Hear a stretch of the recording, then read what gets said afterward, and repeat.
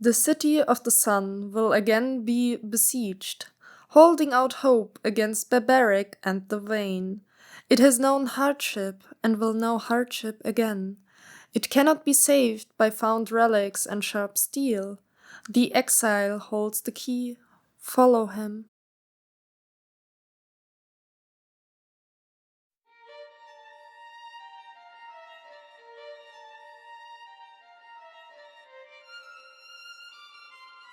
A few days passed, and soon enough a stable route for all of Rurik's followers was established, the vanguard at the helm. After most of the civilians had reached the camp, the hero also ventured there to meet with Captain Osric to assess how to proceed further. There, Osric informed the hero that the Shiver Peaks were home to the dwarves, who had recently gotten embroiled in a civil war.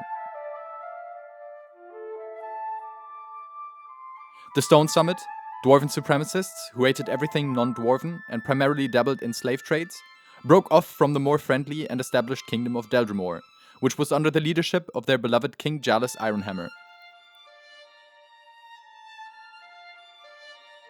For safe passage through the peaks, the Ascalonians needed to get the protection and guidance of the Deldrimor dwarves, so Rurik went ahead to meet with Ironhammer. The problem was that the Summit army was now besieging the entrance to Borlis Pass, the only safe way towards Kryta. Fearing for their prince's life and the future of their journey, Osric sent the hero and their squad to clear the way to the pass and investigate what had happened to Rurik. The hero obliged and soon after arrived at the dwarven outpost. There, the defending Deldrimor dwarves thanked the hero, but also warned them that a storm was coming, and soon. The only possibility to guarantee the Ascalonians' survival was to get through Borlis Pass and seek shelter in the village of Grubel's Gulch. The hero sent notice towards Captain Osric to immediately prepare the trek and decided to scout ahead to light the storm beacons along the pass, so the refugees could find their way.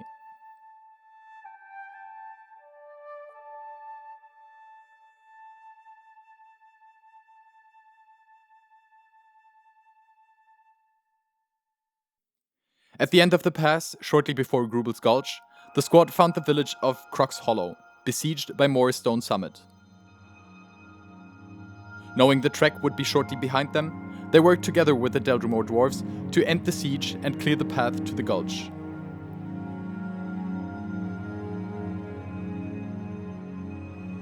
In Croc's Hollow, the hero found Prince Rurik and King Ironhammer himself, locked in the village by the summit's besiegement. Elated to see the hero, Rurik greeted them and introduced the king. Nodding off the pleasantries, Ironhammer urged them to hurry. The storm would be arriving soon, and the gate to the gulch was still closed. Now that the Summit army was defeated for the moment, they had to light the signal beacon for the scouts in the gulch to let the refugees inside. Arriving in Grubel's Gulch, the Ascalonians were greeted by the king's brother, Breknar Ironhammer, with immense hospitality. A warm bed, a place by the fire, food and ale, which the refugees desperately needed.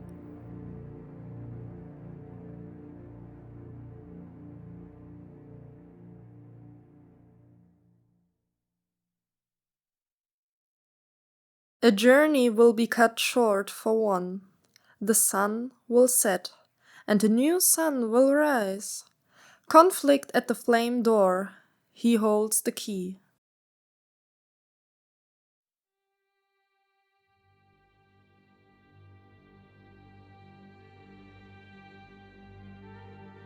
After a good night's sleep, the hero was invited to King Ironhammer's war council, which was temporarily set up in Grubel's Gulch.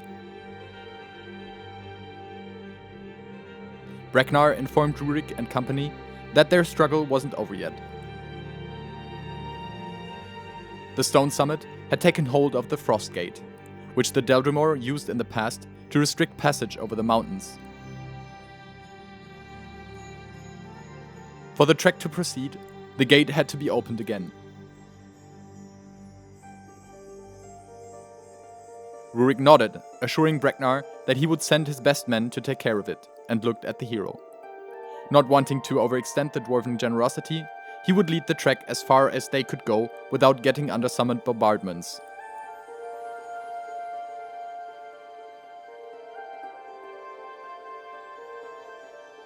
Soon enough, the trek was ready to go, and the hero gathered their squad. They took a different route, through higher ground, where the summit had stationed their mighty ballistae.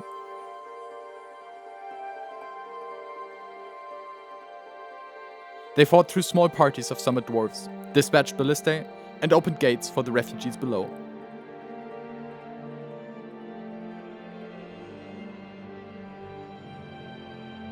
After an arduous journey, they arrived at the Frost Gate.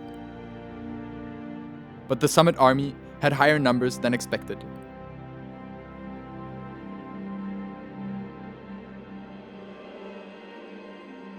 Immediately, Rurik and the vanguard soldiers sprung into action, fending off summit soldiers and pulled the fight away from the trek, while the squad hurried to open the gate. After what felt like ages, the gate slowly opened, and the hero rushed down to lead the refugees through.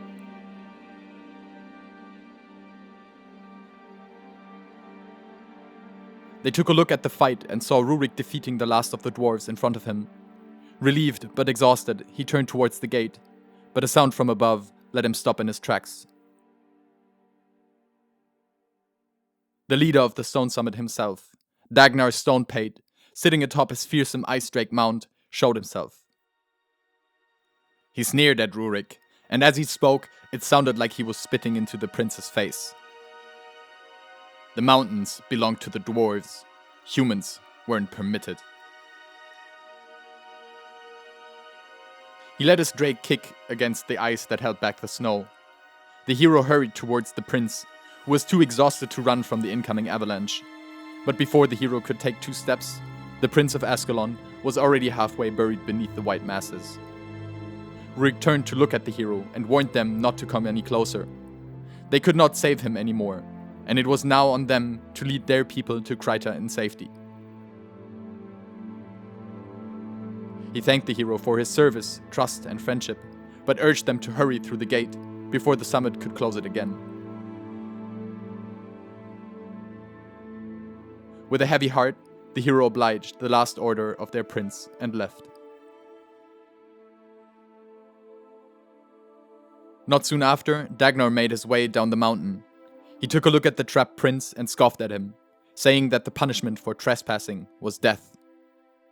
There, exiled and far from his home, the disgraced Prince Rurik of Ascalon, savior of his people, drew his last breath. From a misguided populace, songs, chants, and demands sound. These will be held as gospel by those who did not hear the last revelation of the robed one. His followers carry on, unaware of his warnings. The trek had settled down to rest after the most taxing part of their journey was over, and were eagerly awaiting the hero and the prince. Slowly, and with sorrow in their face, the hero entered the camp and explained what they just witnessed. Morale was low that night, and Master Sabelin, the hero's old mentor and the vanguard's second-in-command, was the one who addressed the refugees. Exclaiming that they were so close to their goal of a new and safe life and couldn't give up now. It was what Rurik had wanted most. They celebrated their prince's life the whole night by the fire, before going to sleep to prepare for the last stretch of their way to better times.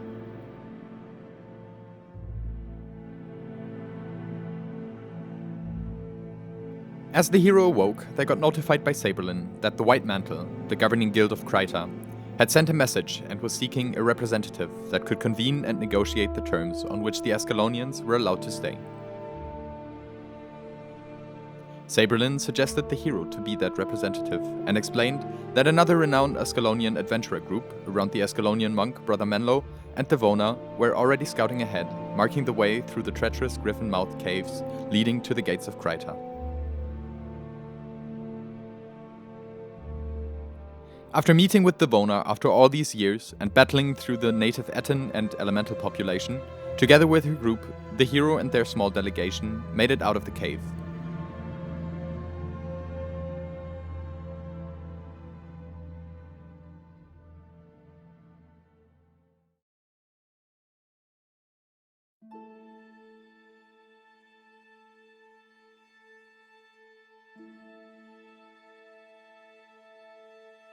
A warm sea breeze and the sound of waves clashing on the white beach and dark shore marked their arrival in Kryta.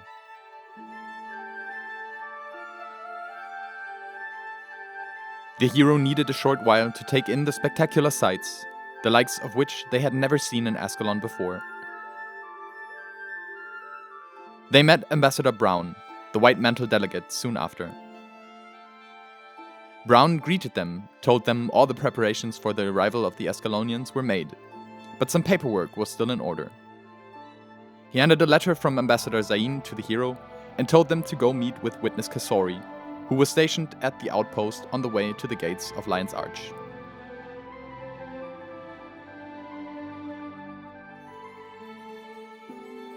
Arriving at the camp, Kasori welcomed the hero in Kryta and gladly directed them further on their way, but warned that there was a situation at the gates right now, because of which they couldn't be opened. She suggested the hero might be able to reach an agreement with the Justiciar stationed in front of the city.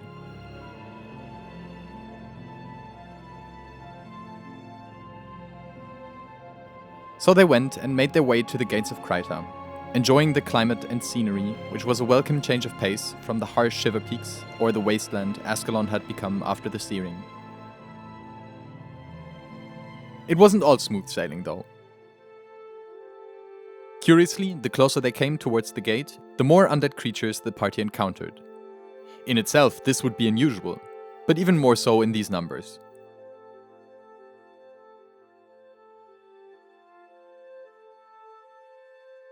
As they arrived at the gates to Lion's Arch, they found them closed, with a small company of soldiers guarding them, and asking the gathered crowd for patience. The hero took a look at the group of people and spotted civilians, merchants, scholars, and even children. They worked their way through the masses to ask one of the soldiers for the Justiciar, and soon enough he arrived.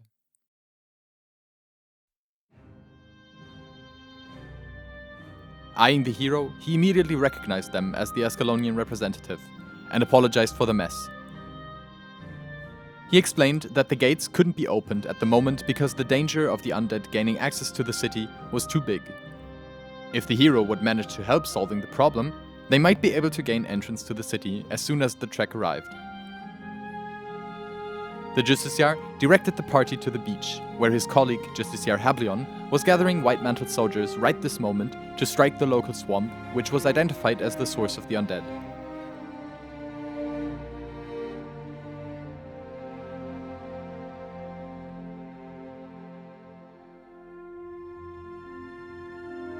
On the shores of the Krytan Sea, the party found Hablion rallying his soldiers and shouting out a prayer to their unseen gods. As he finished, he turned to the hero. He seemed skeptical at first, but was glad for the additional manpower. Hablion promised to guarantee safe passage into the city and a place for the refugees to settle if the hero squad would help him here. With that, the small army stormed towards the swamp, taking the fight to the undead.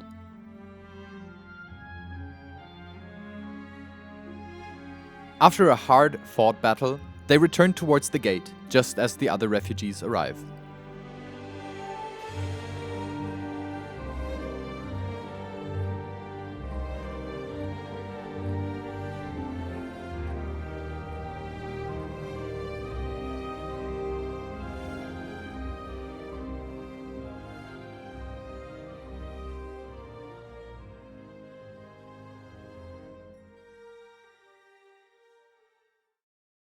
A treasure will be discovered under sand and sea, a relic guarded by ore for uncounted centuries.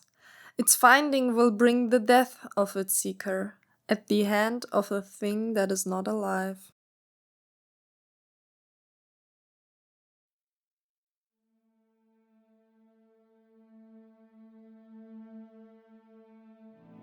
A few weeks later, the refugees had settled in at a small valley nestled into the hills between the Nebo Terrace and North Kryta province. Everyone was working hard to build houses or defend their new small village from the native scale or Etin population. It was a harsh time, but still a lot better than waiting for their death in Ascalon. Hope was in the air, motivating the refugees. The White Mantle authorities were very accommodating and helped however they could as well.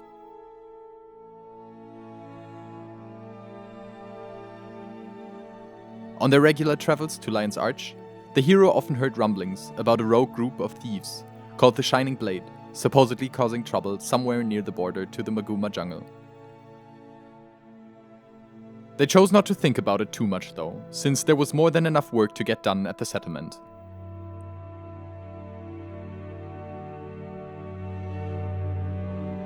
One day, on their way back from the city, the hero encountered a weird statue. Wondering if they just missed it on their previous trips, they stepped closer to inspect it. To their surprise, the statue sprung to life, with the green glow being emitted from what seemed to be an eye.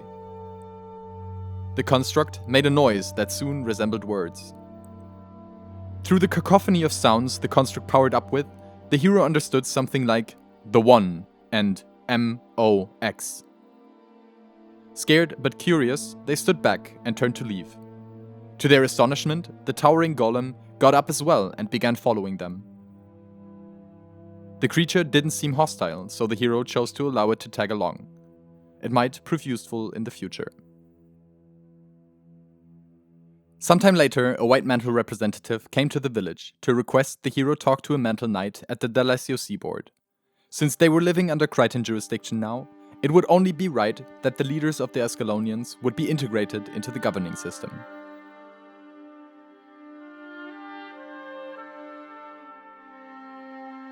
Arriving at the seaboard, the knight in charge seemed more than concerned.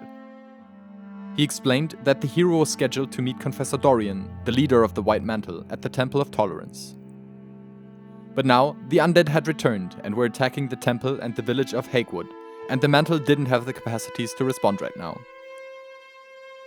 They were gathering a small force under the lead of Justiciar Isaiah, though.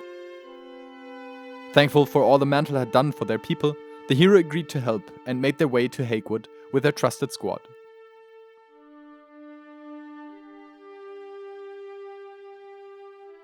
They found the temple and the village in a state of absolute disarray. Undead roaming the street, swarming up towards the temple, where what was left of the stationed Mantle soldiers tried desperately to hold their positions and defend the villagers and the Confessor. Swiftly, the party came to their aid, killing undead where they stood. After the battle was done and the constant flow of foes had seemingly stopped, so the village and the temple were safe, the hero finally had some time to formally meet the Confessor. Dorian explained that Mantle scouts had recently discovered a powerful artifact, the Scepter of Ore, and speculated maybe its capture had something to do with the sudden emergence of the undead everywhere in Kryta. Regardless, he had sent his scribe, Dinas, away with the scepter to safeguard it, as long as the temple was besieged. The Confessor asked the hero to locate Dinas and bring back the scepter safely. In return, they would be rewarded handsomely. Not far into the forest, the party found Dinas, who was getting attacked by a group of Etin. After saving Dinas, he thanked them profusely, and they returned back to the temple.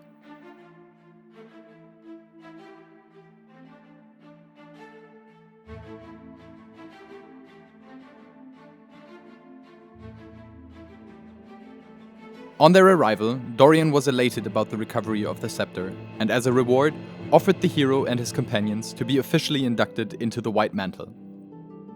The hero accepted, and soon after, the ceremony commenced.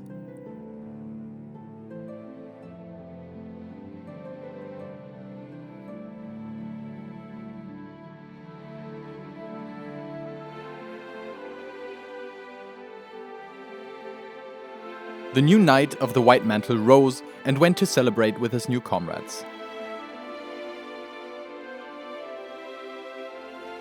During the celebrations, Isaiah mentioned the hero had chosen the best time to join the mantle, since the seasonal Chosen ceremony was about to be held. He advised them to venture towards Divinity Coast in a few days if they wanted to take part. Justiciar Hablion would surely be happy to see them and grateful for their help.